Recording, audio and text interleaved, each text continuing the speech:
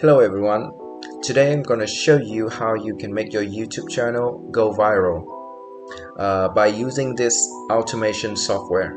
This software will help you with engagement boosts, auto post videos and much more. As you can see, this is the software interface. It's very easy to use. You can use the seeding function to increase engagement for your video, your YouTube short or your YouTube live stream. Today I'm going to show you how you can do it. First, you're going to have to go to the account management and you need to add some accounts for the software. This software is capable of handling multiple hundreds if not thousands of accounts. As you can see, I've set up a few accounts right here. You can check the accounts, they are all active. Now you go to the seeding function.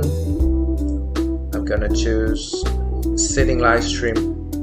First you have to choose the account you want to use. Hit save.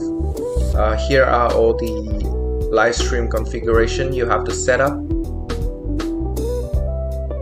You can put in the content right here. You have to prepare some contents like this, and then you hit save. And now you can ignore ads, interact with the videos, like or don't like the videos. You can subscribe to the channel, or you can share about the channel with other social media platforms.